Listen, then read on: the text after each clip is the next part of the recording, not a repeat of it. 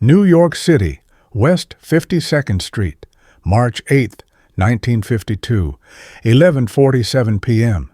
The oxygen mask pressed against his face, but Frank Sinatra couldn't breathe. Not from the throat hemorrhage that had just silenced his voice mid-performance at the Paramount Theatre. From the terror of knowing that by sunrise the world would forget his name. The doctor's hands were steady, but his eyes told the truth. Mr. Sinatra, if you speak one word in the next 6 weeks, you may never sing again. Frank nodded, but inside, something was already dying, because in 6 weeks, Ava Gardner's divorce lawyers would destroy him in court, Columbia Records would drop his contract, and the man who once made teenagers faint would be selling his house just to pay his debts. What you're about to hear isn't just about a voice that went silent. It's about what happened when the world's biggest star became invisible, and one brutal encounter with a newspaper columnist would either finish him forever or force him to become someone completely different.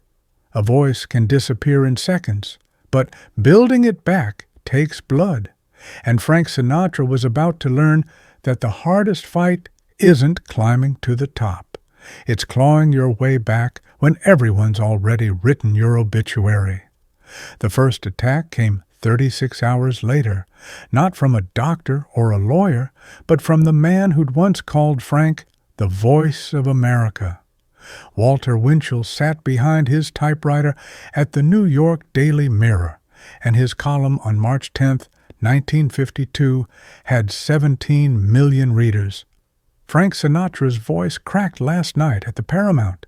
But let's be honest, America, his Bobby Soxers grew up. The magic's gone, and now even his throat knows it's over. This wasn't journalism. This was a public execution. Frank read those words in his penthouse apartment on Sutton Place South, the same apartment he'd have to sell in 8 weeks. His hand, wrapped in bandages from punching a wall the night before, trembled as he held the newspaper. Nancy, his first wife, had already taken the children back to California. Ava Gardner, his second wife, was in Madrid with a bullfighter whose name the gossip columns loved to print. And now Winchell, the man who'd celebrated Frank's rise in 1943, was dancing on his grave in 1952. Frank couldn't speak. Doctor's orders. But if he could have, he would have screamed. Instead, he did something that no one expected. He picked up the phone and called Winchell's office. The secretary who answered didn't recognize the raspy whisper on the line. Mr. Winchell doesn't take calls from, "Excuse me, who is this?" Frank hung up. He tried again the next day. Same result. On the third day, he wrote a letter, 4 pages, handwritten, no lawyer, no publicist. He mailed it to Winchell's home address. The letter never got a response, but someone leaked it to a rival columnist, and by March 15th, the story had a new angle. Sinatra begs Winchell for mercy.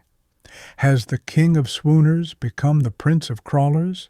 Frank's manager, Hank Santacola, read him the headline over the phone. "Frank, you gotta stop. You're making it worse." But Frank wasn't trying to beg. He was trying to understand. Why would Winchell, who'd championed him for a decade, turn so viciously? The answer was still 3 weeks away, and it would change everything Frank thought he knew about power. How a voice dies. To understand what happened to Frank Sinatra in March 1952, you have to go back 14 months earlier. January 1951, the Copacabana nightclub, New York. Frank was performing 6 shows a week, but the crowds were different now. Smaller, older. The teenagers who'd mobbed the Paramount in 1944 were married with children. Rock and roll was creeping into the radio. Frank's last 3 singles had barely cracked the top 40, but he kept performing, kept smiling, kept pretending the kingdom wasn't crumbling. His voice was still perfect then, smooth, controlled, every note landing exactly where he wanted. But something else was breaking. His marriage to Nancy had ended in 1951. The divorce was bitter, public, expensive. Ava Gardner was beautiful, volatile, and bleeding his bank account dry. The press loved her. They loved writing about Frank chasing her across Europe while his career collapsed in America. Frank knew what people were saying. He's distracted. He's lost focus. He's chosen a woman over his art. But that wasn't the truth. Frank was fighting for both and losing everything. By February 1952, Frank's voice started showing cracks, not from age, from exhaustion. He was smoking 3 packs of Camels a day, drinking until dawn, barely sleeping. His vocal coach, Giuseppe, warned him, "Francis, the voice is a muscle. You're tearing it apart."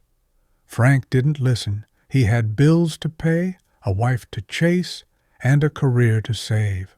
On March 7, 1952, he walked onto the stage at the Paramount Theatre for what should have been a routine Friday night show. The room was half empty, 200 people in a venue built for 3,000. Frank started singing, "I'm a Fool to Want You," a song about losing someone you can't live without. Halfway through the second verse, his voice cracked. Not a small crack, a rupture. Blood vessels in his throat burst. He stopped mid-note, clutched his neck, and stumbled off stage. The audience didn't even applaud. They just sat there, silent, watching a legend bleed out in real time. The doctor who examined Frank that night was Dr. Irving Goldman, a throat specialist who'd worked with opera singers. He shined a light down Frank's throat and saw the damage immediately. "You've hemorrhaged. The vocal cords are inflamed. If you don't stop speaking entirely, you'll cause permanent damage." Frank grabbed a pen and paper. "For how long?" 6 weeks minimum, maybe longer." Frank wrote another question. "Will I sing again?" Dr. Goldman hesitated. "That depends on you." Frank left the hospital at 2 a.m. No publicist, no manager, just a cab back to his empty apartment. He sat in the dark for 3 hours, holding his throat, feeling the silence inside him. For a singer, losing your voice isn't like breaking a leg. It's like losing your identity. And Frank Sinatra, for the first time in his life, didn't know who he was without a microphone. Keep watching, subscribe now, and don't miss what happens next, because the war between Sinatra and Winchell is about to explode in a way no one saw coming. The real reason. 3 weeks into his silence, Frank finally learned the truth about Walter Winchell. It came from an unexpected source, a bartender at Toots Shor's restaurant, a man named Benny who'd served both Frank and Winchell for years. Benny pulled Frank aside one night in late March. "Listen, Frankie, I ain't supposed to say nothing, but Winchell's got a personal grudge. It's about his daughter." Frank scribbled on his notepad, "Walda, what about her?" Benny looked around, making sure no one was listening. "She was dating that singer you helped out, the kid from Brooklyn. It went south. She blamed the music business. Winchell blamed you." Frank's hand froze. The singer from Brooklyn, he remembered now. Tony Romano, a 23-year-old kid with a decent voice. Frank had gotten him a 2-week gig at the Copa in 1950. Introduced him to some people. The kid had talent, but also an ego, and apparently a relationship with Walda Winchell that ended badly. Frank wrote frantically, "I barely knew the kid. How is that my fault?" Benny shrugged. "It ain't about logic, Frankie. It's about Winchell protecting his little girl, and you're the face of everything he thinks corrupted her." Frank left Toots Shor's that night with something he hadn't felt in weeks. Clarity. Winchell wasn't attacking him because of his voice or his fading career. This was personal. This was revenge by proxy. And suddenly, Frank understood something crucial. If he could make Winchell see that, maybe he could end this war. Or maybe he'd make it so much worse that neither of them would survive. Frank spent the next 2 days crafting a plan. He couldn't speak, but he could write. And more importantly, he could show up. On April 3, 1952, Frank Sinatra walked into the lobby of the Daily Mirror building at 235 East 45th Street. He was wearing a dark suit, sunglasses, and a hat pulled low. He carried a sealed envelope. The receptionist looked up. "Can I help you?" Frank handed her a note. "I need to see Walter Winchell. It's urgent." The receptionist glanced at the note, then at Frank. She didn't recognize him. Dark circles under his eyes, 20 pounds lighter than his photos, voice gone. He looked like a ghost. "Mr. Winchell doesn't take walk-ins." Frank pulled out his driver's license and placed it on the desk. The receptionist's eyes went wide. "Oh, my God. Mr. Sinatra, I'll call upstairs." She picked up the phone, whispered urgently into it, hung up. She looked at Frank with something between pity and fear. "He says he won't see you, but he'll read whatever's in the envelope." Frank nodded. He placed the envelope on the desk and walked out. Inside that envelope was a single-page letter. No apology, no plea, just the truth. "Walter, I know about Walda and Tony Romano. I know you think I'm responsible, but I'm not. I helped a kid get a job. What he did after that isn't on me. You and I both know how this business works. It chews people up. I didn't chew up your daughter, but you're chewing me up, and it won't bring her peace. If you want to keep attacking me, fine. I can't stop you. But I thought you were better than this. I thought you cared about the truth." Guess I was wrong. Frank Sinatra. The letter sat on Winchell's desk for 4 days, unopened. But someone else opened it. Winchell's assistant, a woman named Rose Bigman, had worked for him for 12 years. She'd watched Winchell transform from a truth-seeking columnist into a bitter man obsessed with settling scores. When Winchell left for lunch on April 7th, Rose opened the envelope. She read Frank's letter 3 times. Then she did something extraordinary. She made a copy, and she mailed it to Ed Sullivan, Winchell's biggest rival. By April 10th, the letter was public. Not the full text, but enough. Ed Sullivan's column in the Daily News ran with the headline, "Sinatra Calls Out Winchell. Where's the truth?" The story exploded. Suddenly, this wasn't just about a fading singer and a cruel columnist. This was about journalistic integrity, personal vendettas, and a daughter whose private pain had been weaponized. Winchell was furious. He wrote 3 consecutive columns attacking Frank, each one more vicious than the last. But something had shifted. The public was starting to see Winchell differently, not as a truth-teller, but as a bully. And Frank, still silent, was becoming something unexpected, sympathetic. The truly shocking part was still ahead. Because while Frank and Winchell were at war in the press, something else was happening behind the scenes. Something that would change Frank Sinatra's life forever. And it had nothing to do with newspapers. The phone call, April 18, 1952, 6 weeks since Frank's voice had died. He was sitting in his apartment, staring at a letter from the IRS demanding $287,000 in back taxes. His silence period was almost over. Dr. Goldman had cleared him to start speaking in whispers, testing the voice gently. But Frank hadn't sung a single note. He was terrified. What if the voice didn't come back? What if it came back different, weaker, ruined? The phone rang. Frank almost didn't answer, but something made him pick up. A man's voice, gravelly, unfamiliar. "Mr. Sinatra? This is Harry Cohn."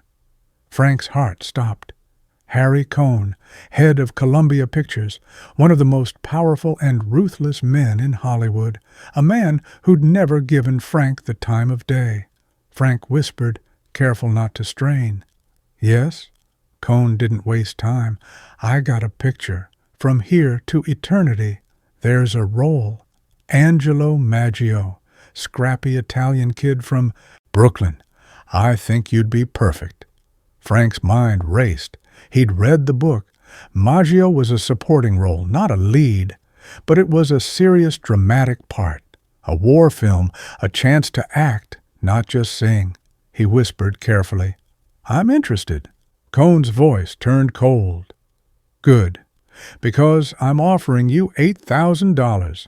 Take it or leave it. $8,000. Frank used to make that in a weekend, but right now he had no leverage, no voice, no options. He whispered, "I'll take it." Cohn hung up without another word. Frank sat there, phone still in his hand, trying to understand what had just happened. Why would Harry Cohn call him? Why now, when Frank was at his lowest?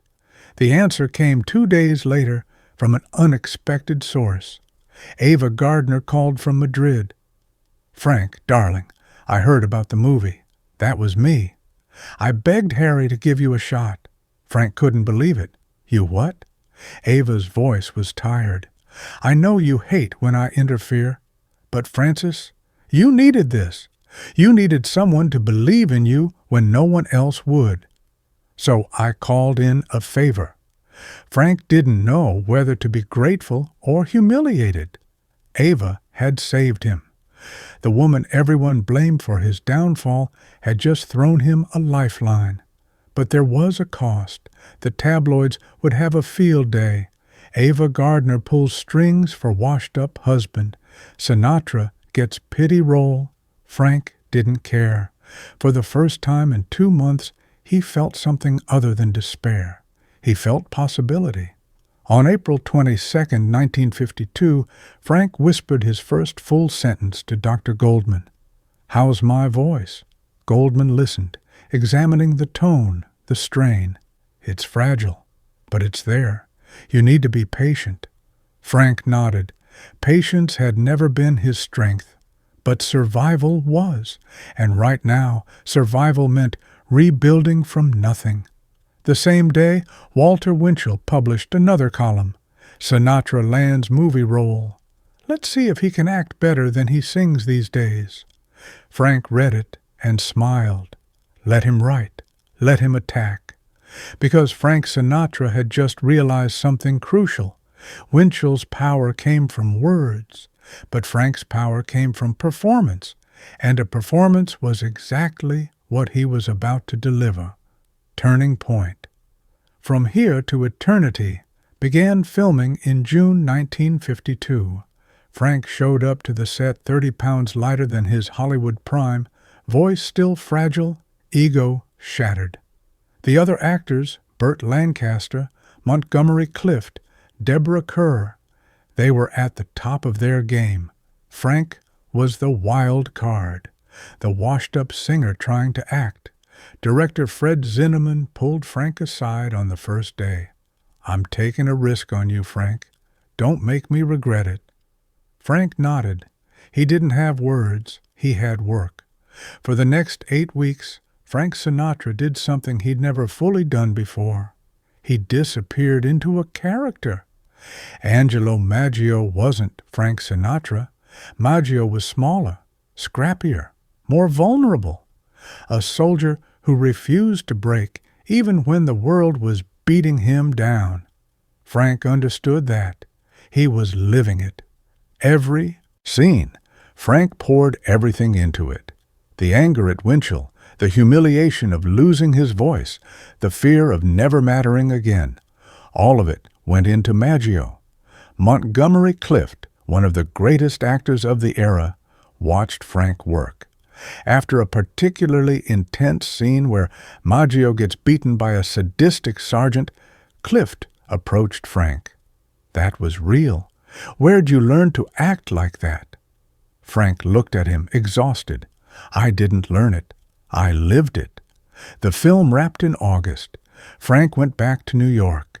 His voice was stronger now, not perfect, but functional. He started rehearsing quietly, testing the range. Some notes didn't come back. The highest register was gone, probably forever. But something else had emerged. A deeper, richer, more emotional tone. The voice of a man who'd survived. In September, Frank signed a new recording contract with Capitol Records, a fraction of what Columbia had paid him, but it was a start. He recorded his first single in October. "I've Got the World on a String?" The engineers were nervous. Can he still do it? When Frank opened his mouth and the first note came out, the room went silent. It wasn't the old Sinatra voice. It was something better, mature, lived in, haunted. The single released in November 1952, it didn't set the world on fire immediately, but disc jockeys started playing it. Then audiences started requesting it. By January 1953, it was climbing the charts. Walter Winchell never mentioned it in his column. From Here to Eternity premiered in August 1953. The reviews were unanimous. The film was a masterpiece, and Frank Sinatra's performance as Maggio was a revelation. The New York Times wrote, "Sinatra, once dismissed as merely a singer, proves he is an actor of startling depth and authenticity." By October, Oscar buzz was building. Frank Sinatra, a serious contender for Best Supporting Actor, the same man who 18 months earlier couldn't speak, couldn't work, couldn't pay his bills. On March 25, 1954, the Academy Awards ceremony at the RKO Pantages Theatre in Hollywood. Frank sat in the audience, hands shaking. When they called his name, he walked to the stage in a daze. He held the Oscar and looked out at the crowd. Tears filled his eyes. He thought about the Paramount Theatre, the hemorrhage, the silence, the letters. Winchell, Ava, Dr. Goldman, Harry Cohn, every moment that had brought him here. He whispered into the microphone, "This is for everyone who ever got knocked down and got back up." The crowd stood, even the people who'd written him off, who'd mocked him, who'd declared him finished. They stood and applauded, because Frank Sinatra had just done something Hollywood loves above all else. He'd pulled off a comeback. But what about Winchell? That story wasn't over yet, and the final confrontation between them would happen in the most unexpected place possible. Hit like, subscribe, and drop your comment before you hear the final twist. The Last Meeting, May 1954, 2. Months after winning the Oscar, Frank was back on top. Capitol Records was rushing to release a new album. Concert offers were flooding in. Hollywood wanted him for 3 more films. The voice that had died was now more valuable than ever. But Frank hadn't forgotten Walter Winchell. Every cruel column, every public humiliation, it was all still there, burning quietly. On May 18, 1954, Frank was having dinner at the Stork Club in Manhattan, one of Winchell's favorite haunts. Frank didn't plan it. He was there with friends, celebrating. At 10:30 p.m., Walter Winchell walked in. Their eyes met across the room. For a moment, neither moved. The entire restaurant seemed to hold its breath. Then Frank stood up. He walked across the room, slowly, deliberately. Winchell tensed. His bodyguard stepped forward. Frank raised his hand. "Not here for trouble, Walter." Winchell's jaw tightened. "What do you want, Sinatra?" Frank looked at the man who'd tried to destroy him. He thought about everything he could say, every insult, every justified attack, every ounce of rage. But then he remembered something Dr. Goldman had told him. The voice comes back stronger when you stop fighting it. Frank spoke quietly, so only Winchell could hear. "I forgive you." Winchell's face went pale. "What?" Frank nodded. "I know about Walda. I know you were protecting her. I would have done the same. You hurt me, almost finished me. But I'm still here, so I forgive you." Winchell stared at him, speechless. Frank turned and walked back to his table. Winchell stood there for a full minute, frozen. Then he left the restaurant without ordering. He never wrote another word about Frank Sinatra. Not one column, not one mention. Some people said it was shame. Others said it was respect. But those who knew both men understood the truth. Frank Sinatra had won the war by refusing to keep fighting it, and that was the ultimate power move. In 1972, Walter Winchell's column was canceled after 50 years. He died in 1972, largely forgotten. Frank Sinatra sang for another 40 years. In 1998, 3 months before he died, a reporter asked Frank about the darkest moment of his career. Frank didn't hesitate. "When I lost my voice in 1952, I thought I'd lost everything." The reporter asked the follow-up, "What did you learn?" Frank smiled. "That the voice is just the instrument. What matters is what you do when the instrument breaks. Do you quit, or do you find another way to sing?" Frank Sinatra never quit. He fought. He adapted. He survived. The kid from Hoboken who bled out on stage at the Paramount Theatre became the chairman of the board. Not because his voice came back, because he refused to let silence define him. And maybe that's the real lesson. Power isn't about never falling. It's about what you do when you hit the ground. Do you stay down, or do you get back up and show the world who you really are? Today, if you walk past the Paramount Theatre on West 52nd Street, there's a small plaque near the stage door. It doesn't mention the hemorrhage or the comeback or the Oscar.